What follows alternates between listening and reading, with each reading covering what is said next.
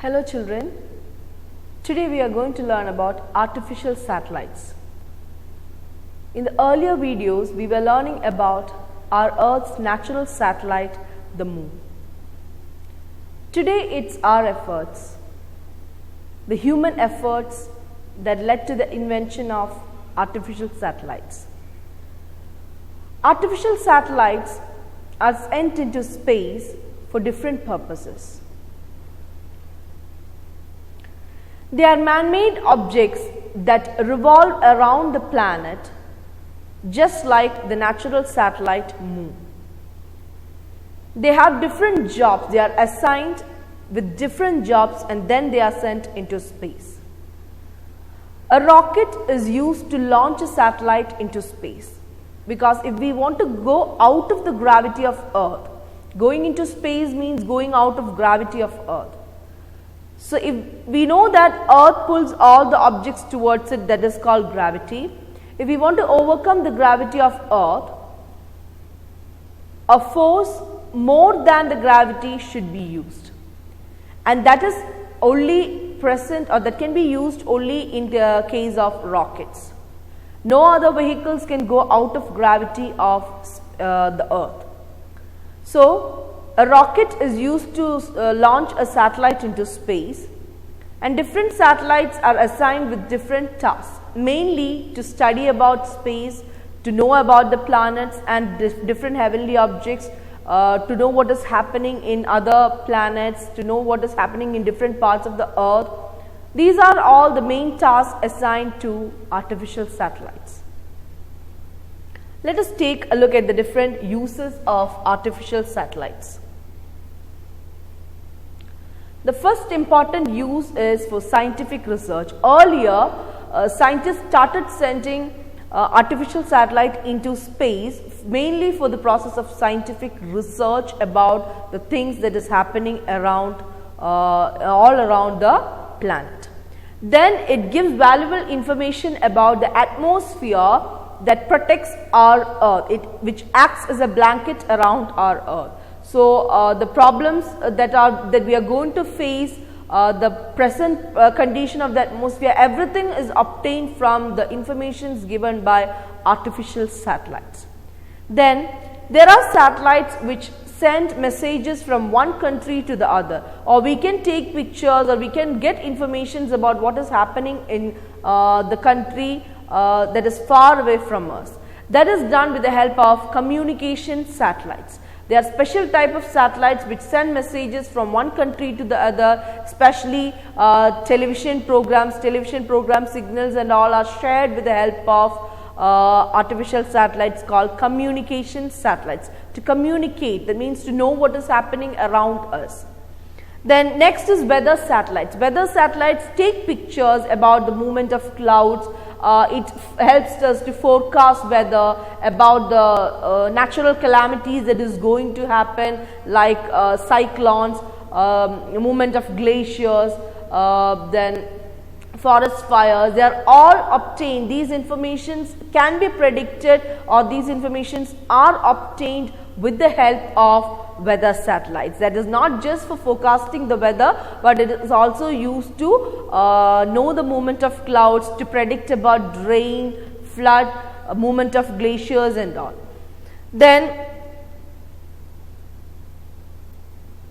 so with this weather satellites, we can predict what is going to happen, like natural calamities, and we can move people to a safer place. That is, give warnings about dangerous storms and cyclones, especially for people who are going into sea for their work or ocean. So they need more information about these storms and cyclones so that they can restrict the people from going into the water body.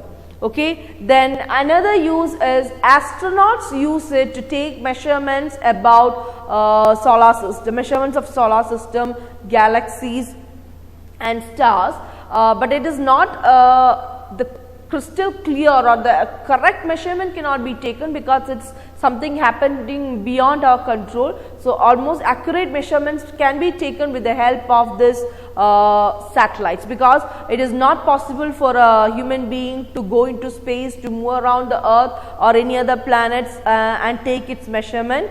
The measurement of solar system and all is not at all possible.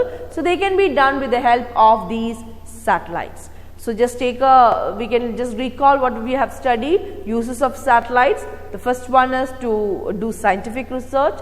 Then second one, it is used to know about the atmosphere that surrounds our planet. Then communication satellites, which helps us to send messages from one country to the other, especially TV signals and all. Then next one is weather satellites, which helps us to forecast weather, which helps to know about the movement of clouds, the movement of glaciers. Then forest fires, to predict the dangerous calamities that is going to happen. Then astronauts use satellites in order to take measurements of the heavenly objects in solar system. So, these are the important uses of satellites. Artificial satellites, just like natural satellites, they revolve around the earth and do all these things. Not only earth, other planets in space, heavenly bodies in space, they move around it and help us in this way. So, that is all about artificial satellites. Now, we can take a look at the space age, which began in 1957. That means the inventions and the sending of satellites and all to space started during that time. So, we can just learn about some important information regarding space. The first man-made satellite was prepared by Russia, and that is known as Sputnik 1. What is it?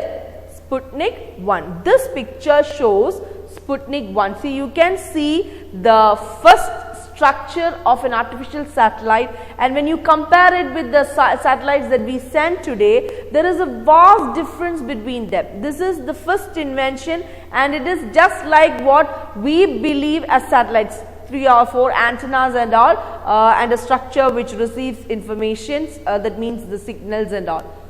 So, this is the first man-made satellite. It was prepared by Russia, and that is called Sputnik 1. Okay. Then first man in the world to go into space is Major Yuri Gagarin of Russia. This picture shows Major Yuri Gagarin. It was on 12th April 1961. Okay, 12th April 1961, the first man in the world to go, he went into space. Who is it? Major Yuri Gagarin of Russia. Okay. Next is the first woman. Wherever man go, woman will also go, isn't it? They all accompany the different jobs done by man. So, the first woman who go into space is Valentina Tereshkova, again from Russia. So, Russians were more courageous, I think, adventurous, isn't it? So, Valentina, but the thing is that they had they were able to do experiments compared to the limitations of Indians. They were able to do experiments, they were able to make it into practical, the knowledge into practical things. That is why they were able to do all these things first. Okay. So, Valentina Tereshkova from Russia is the first woman in the world to go into space. This is her picture. Then first man in India to go into space is Rakesh Sharma. Okay, Rakesh Sharma. It was on 3rd April 1984, a bit later after the first people who went into space. 1984, Rakesh Sharma went to space. He is the first Indian to go into space, first man in India to go into space. Again, there was a woman who go into space. It is Kalpana Chawla. She is the first Indian woman to go into space. Unfortunately, one time when she returned, the space shuttle crashed and she lost her life. She is having the record of visiting space for the first time from India. Okay. Next, the first Indian satellite. The first satellite to space was Sputnik 1 by Russia. The first Indian satellite is Aryabhatta, which was named after the famous mathematician and astronomer Aryabhatta. Okay, so this is the name. It was in 1975, and this picture shows Aryabhatta, the first Indian satellite. It was prepared by ISRO. Indian Space Research Organization, and it is a 26-sided polygon. You will learn about polygon in your higher classes. It is a 26-sided polygon. The picture shows you that, and each side was covered with solar panels. Okay, each side was covered with solar panels. That is a speciality of satellite, because we can't continuously provide energy support for these satellites for a very long time.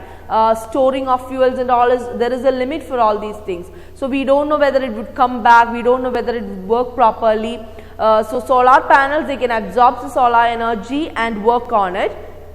Then one more important thing is that after 4 days of work and 60 orbits, there was a power failure and the working of this Aryabhatta was stopped. Okay, and almost when it was 5 days, it completed its lost its complete connection with the Space Research Organization, that center, and it orbited in the path for almost some months. Okay, but after that it lost its control, and it is no more working structure, a satellite. So it worked for only 4 days and it completed only 60 orbits. On the fifth day it stopped working. Okay, so failures are the stepping stones to success, isn't it? But now we are not like that. We have succeeded in sending satellites into space, but the first invention was power failure created it into a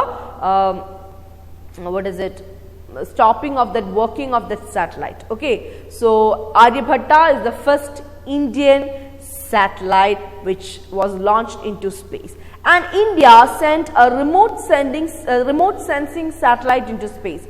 That name is Cartosat 2A. This is the picture of Cartosat 2A, golden colored picture. Okay, so Cartosat 2 is a remote sensing satellite. Remote sensing means knowing information or getting information sitting at a distance. The people in the space research centers, they fix remotes. It means when they design the vehicle, they fix remote sensing remote sensors in that satellite or aircraft, and that is sent into space. And this remote sensors, what they do is they record the radiations and emitted radiation, that means reflected radiations and emitted radiations from that object, celestial object or heavenly object. Okay, that is recorded and their images are recorded, and with these recorded radiations the scientists study about the heavenly objects. Different objects, can be planets or any other heavenly object. So for that purpose we use a remote sensing satellite. The first remote sensing satellite sent by India is Cartosat 2A. Okay, what is remote sensing satellite? It collects information being at a distance from the heavenly object. That means the radiations emitted and reflected are absorbed. Okay, and with this radiations only we are able to study about the planets. That is Cartosat 2A, remote sensing satellite. These are the names of other Indian satellites: Bhaskara, Rohini, Apple, INSAT 1A, INSAT 1B, INSAT 1C, INSAT 1D, INSAT 2A, INSAT 2B, INSAT 2C, INSAT 3A, 3B, 3C and 3E are the other Indian satellites. We are very, not too good in naming planets, isn't it? Because naming satellites, because our satellites names are like the classrooms 1A, 1B, 1C and all, but there are interesting names like Bhaskara, Rohini, Apple and all. Maybe some reasons will be there. We don't know what is the logic behind naming it like this. So these are the Indian satellites that is launched into space. Okay, so this is all about artificial satellites. So once again, artificial satellites are sent into space with a specific task assigned in them. Some can be to find about weather, then communication satellites to do scientific research, to know about atmosphere, to take the measurements in space and all. They are launched into space with the help of rockets. Then we learned about the first satellite launched into space by Russia called Sputnik 1. The first man in the world to go into space is Major Yuri Gagarin from Russia. The first woman to go into space is Valentina Tereshkova from Russia. The first Indian man to go into space is Rakesh Sharma. The first Indian woman to go into space is Kalpana Chawla.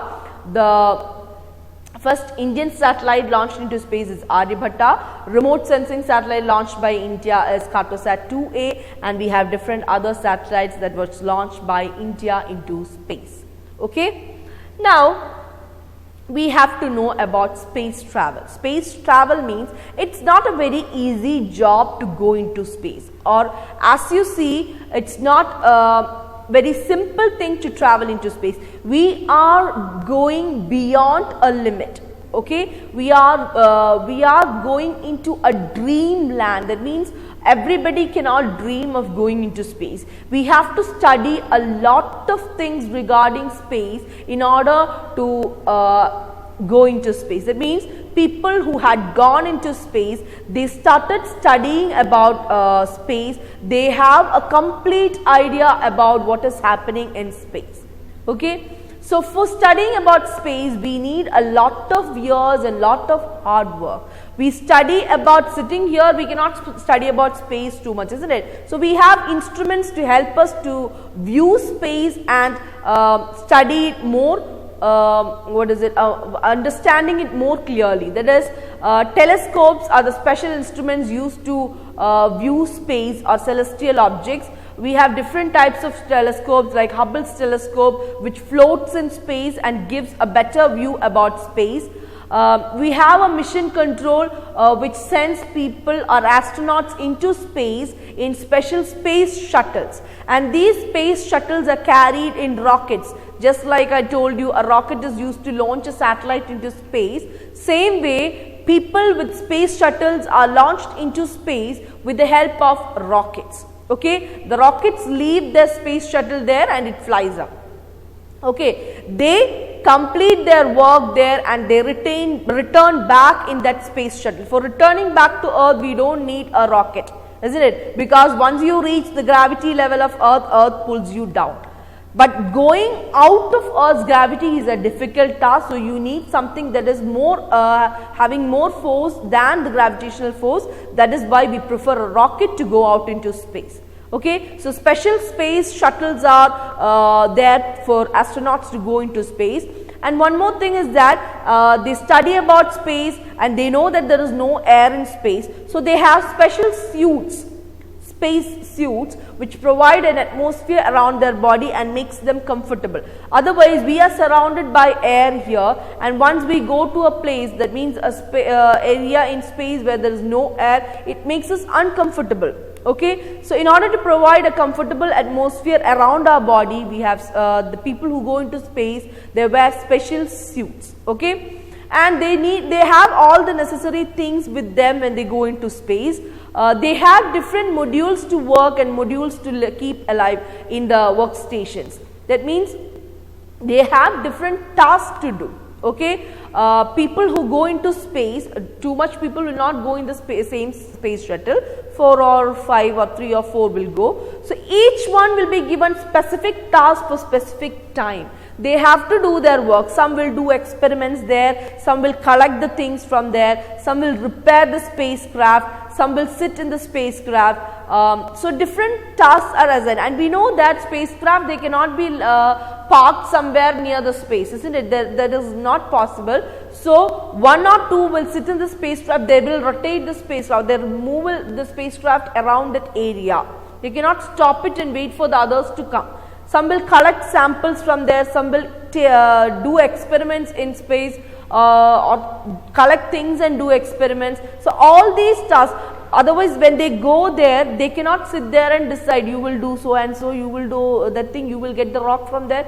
Can they decide when they are in space? They have a very limited time there, isn't it? Within that time they have to return back, because they can't predict what is going to happen there, or they can't predict if they can reach Earth safely. So they complete that task within the given time, or earlier than the given time, and they return back. So each thing is planned, and that is how they go there. Once their work is completed, their mission is completed, they return back in their space shuttle and they will safely reach Earth. So that is how people travel into space. That is not done in 1 or 2 days, that is not done in 1 or 2 years. It needs lots of hard work, as many years knowledge about space. So if you people wish to go into space, you can start from this age onwards, so that you get a clear idea about space, and that is a very beautiful experience. I believe like that. So everyone, each and every one of us wish to go into space, but only a very few get chance to see all those wonders in the universe, isn't it? So hope you all understood. Read your textbook thoroughly. Very interesting things are there in your textbook in this chapter, and very informative things are there. So hope it adds to your knowledge. Okay, thank you.